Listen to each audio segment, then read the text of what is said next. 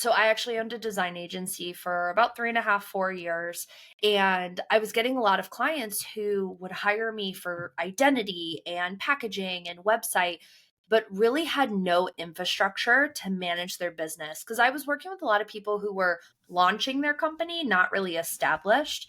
And so I would get a lot of questions about, like, oh, what should my pricing be? Or how do I track orders or manufacturing? And so, in a weird way, I started doing a lot of business development alongside doing branding and websites and stuff. And I had two clients very specifically who ended up shutting down within 6 months of us doing all of their identity and launching because they had no infrastructure. I was like, you know what?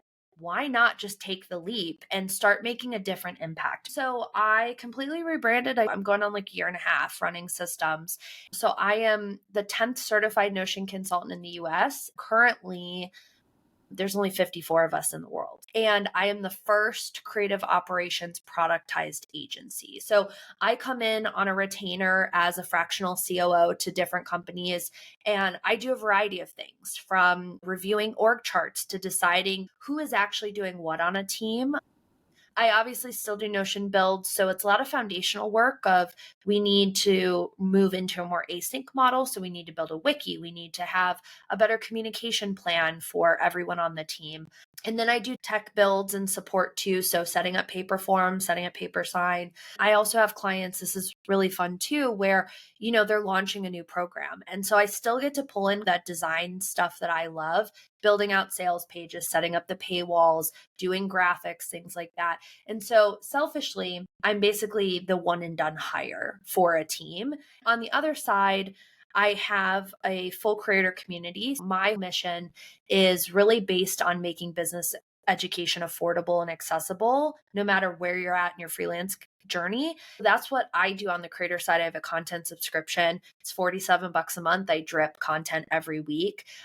And it's all about streamlining in order to scale. So we go in and we talk about how can you minimize your client onboarding process? How can you automate it? So that's what I do. And I make content and I have a lot of spicy takes, and I'm a solopreneur too. So I am a team of one. I do all of it myself. I currently have 13 active clients. Some of them are one off because I'm still transitioning out of that, but I have 5 people on retainer and they have priority on my calendar. I am moving backwards actually. So I was scaling, scaling, scaling. I had a team of 5, was just going, going, going.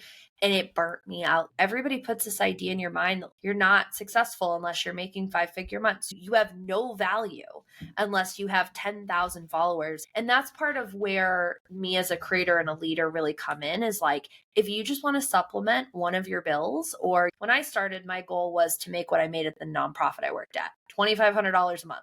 I still live by that. I'm like, all I need to do is make $3,000 and I am successful. When you flip that narrative, I think a lot more comes to you when you stop letting other people validate what you're building yourself. And I think when we get so in the weeds about deliverables and getting as many clients as we can, and I think that's why a lot of people burn out. They're too busy just like tunnel visioning things.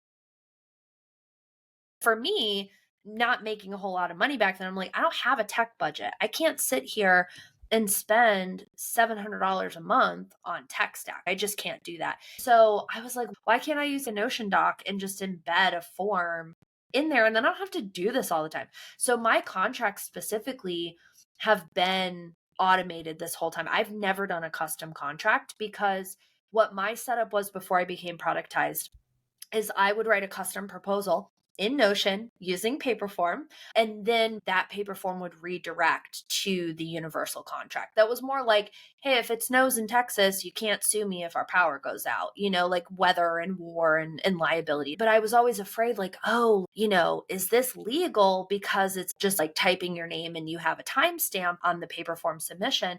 And so I did that up until PaperSign launched, like 2 months ago. One of the things I like so much about PaperSign coming in as a complementary tool, because obviously Paperform and PaperSign can stand alone. You don't need one subscription to have the other, so to speak.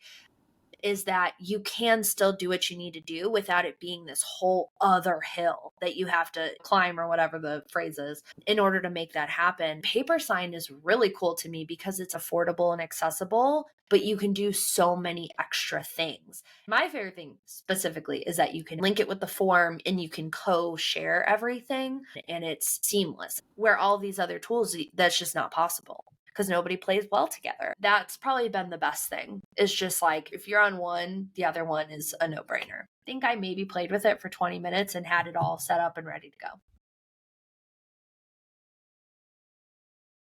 Paper sign is a little smaller for me just because I'm productized now. I have a Zap running, it just duplicates it. We pop the stuff in and go. On Paperform, I literally use it for everything. So I have a lead magnet that I recently built as a quiz, which is so fun. So if you are considering hiring me for my work hubs retainer, there's a qualifying quiz that's embedded on my site that's actually a Paperform form, and it dumps people into two different buckets, whether they are qualified to work with me, they've got the budget, they're ready to sign on, or they don't have the budget or they want a DIY.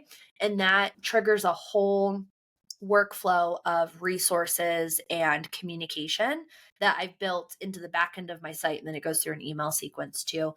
I do all of my onboarding forms for clients and my community go through Paperform, which are really great. So my clients, they get this massive workbook from me. That's like, what's your company culture? What is your offboarding process? So it's like this really in-depth workbook. And it basically kickstarts one, a business plan, and two, what we need to put into SOPs and wikis. And my favorite thing that I uncovered that Paperform does is that you can turn on the ability to let people come back and finish it later, which a lot of form tools do not have. And so for a long time, I was doing this questionnaire as a Notion doc, and it was like just duplicate it and fill it in and reshare it back to me. It was all these things. And now I can put due dates on the questionnaire to say it needs to be submitted by this date, or we're not doing our strategy session because I customize those for everybody. I will also say one of the other big use cases that I use Paperform for is for feedback. Once a month on my content subscription, it's a mad emoji and the happy heart emoji. So that's actually a Paperform too. So I can track if the content I'm doing in real time actually works for people. Yes, you can ask and be like, hey, fill out this survey for me and let me know how we're doing. But I really like that people can just click an emoji, go on their way. The other project that I built in Paperform, which is really fun, is this passion project about rate transparency for consultants. So it's like, where are you located? What are you building? What are you charging? What's the parameters? What's your experience level? And that's the first interactive Paperform Notion build that I've done. The whole Notion page is embedded in my website. And so it's live updating that people can submit and then see their answers, be a part of it. On top of that, I used to do deposits. So on that project brief, it would do say yes, and then it would take the $500 deposit, click submit, check out, and then it would redirect to do a second paper form for the contract. And that was so easy too, to not have to sit here and make sure people pay their deposits and write the contracts and the invoices up front and just like let it lie. I went from like 6 hours doing onboarding for a client down to 15 minutes, literally. That was a huge time save. Just that proposal contract piece of it by templating and building that piece of the process out. So that's a huge one. And then also to that ghost drop off rate for proposals as well, going from like 65, 66% down to a 5% ghost rate is insanity to me. All I had to do was build a button and a conditional for. And that client that completed the quiz signed me for a quarterly retainer and paid me upfront for a quarter, which is $9,000. I would also look at it too from like a money saved perspective, right? If you look at the proposal process, I charge $175 an hour. If it used to take me 6 hours to do onboarding, that's $1,000. And now I'm doing it in 15 minutes because I have it set up now. I have a Zap set up that once somebody completes that workbook that I have for my clients for onboarding in Paperform, it triggers to create a client portal in Notion. So I'm not even creating client portals anymore. I'm not doing any of that. So it's kind of wild when you really think about how much you can accomplish with 4 clicks of a button. Like a lot of freelancers, I was like, oh, I can't automate because that's going to take away the value and then I can't charge as much.